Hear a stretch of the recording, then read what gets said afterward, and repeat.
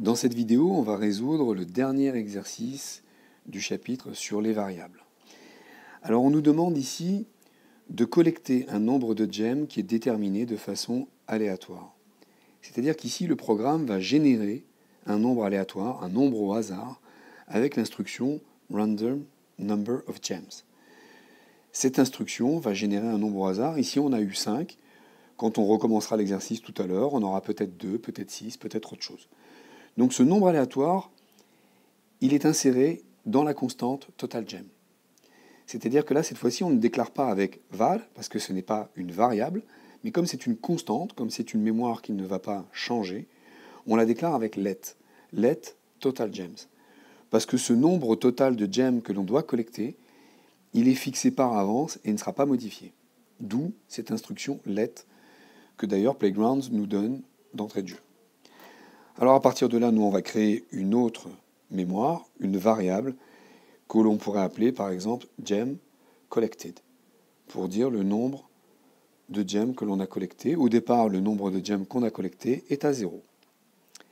Alors maintenant, on va réfléchir de quelle façon on va pouvoir se déplacer. Alors déjà, on va se déplacer aussi longtemps, while, as long as, aussi longtemps que notre nombre de gems collectés est plus petit que le total gem qui a été fixé dès le départ. Donc tant qu'on a collecté moins de gems que ce nombre total de gems que l'on nous a fixé, on va continuer de se déplacer et d'agir.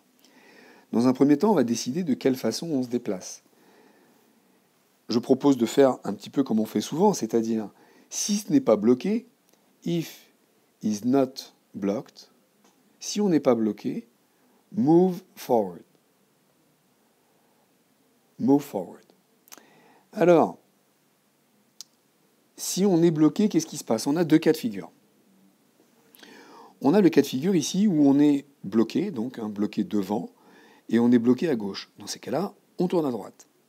Ici, je ressors... Alors, attendez, on va enlever ça. Voilà. Ici, je ressors de la porte.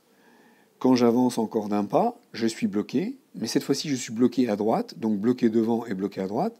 Et là, je tourne à gauche. Quand je vais arriver au bout, il se pourra que je n'ai pas collecté le nombre de gems suffisant et que je dois faire demi-tour. Quand je suis au bout, je peux être bloqué à gauche ou bloqué à droite, et je fais demi-tour. Mais rien qu'avec l'instruction bloqué à gauche, par exemple, bloqué à gauche, il me dit tourner à droite, et là, une fois que j'ai tourné à droite, je suis de nouveau bloqué à gauche, donc on tournera encore à droite. Tout ça pour dire qu'on peut se contenter, en dehors de if is blocked, on peut se contenter de deux autres tests. Alors, on va aller dans if. Else if. Else if sera testé uniquement si la condition is blocked, cette condition n'est pas vérifiée. Is not blocked, pardon.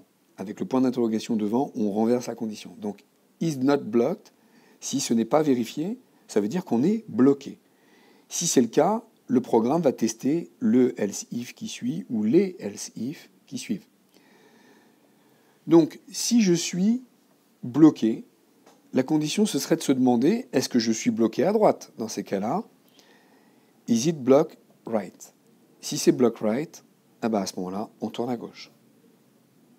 Turn left. Et puis, l'autre else if, c'est de dire, si on est bloqué à gauche, if is blocked left, turn right. Voilà. Donc avec ce if, le petit personnage va se déplacer sur le plateau. D'ailleurs, moi je propose qu'on teste ce petit morceau de programme qui pour l'instant ne collecte aucun gem. Donc ce programme peut tourner indéfiniment puisque la condition c'est si on a un nombre de gems collectés qui est plus petit que total gem, ça va être le cas puisque pour l'instant on ne collecte pas de gems. Alors exécutons pour voir comment ce déplacement fonctionne.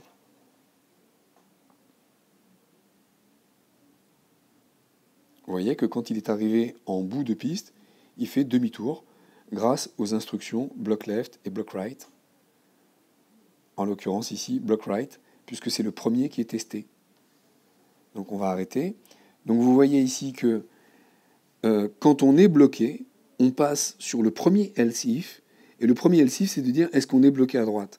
Quand on est en bout de rangée, on est bloqué à droite et à gauche, mais le premier test qui est effectué, c'est block right. Donc le programme va réagir par rapport à ça, va tourner à gauche. Et puis une fois qu'on aura tourné à gauche, on sera de nouveau bloqué à droite, donc le programme va encore réagir sur le block right, et il va tourner à gauche. Une fois qu'on sera orienté dans ce sens-là, on pourra faire un move forward, parce qu'on ne sera plus bloqué. Bon, bah écoutez, il ne nous reste plus grand-chose à faire maintenant. Après ce if, donc ici je viens me positionner après ce if qui décide du mouvement, ben on va décider tout simplement de collecter un gem, if is on gem. Donc if is on gem, collect gem. Et puis on n'oublie pas d'incrémenter le compteur, c'est-à-dire que le nombre de gems collected, on va y ajouter 1. Voilà. Donc maintenant on va réexécuter à nouveau le programme. Cette fois-ci, il va collecter les gems. Donc après ce nouveau lancement, Swift Playgrounds nous en met un à collectionner. Donc là, c'était quand même un peu trop facile. Allez, on recommence. On en fait un autre. On recommence l'exercice. Cette fois-ci, Playgrounds va nous proposer combien? 5 gems à collecter.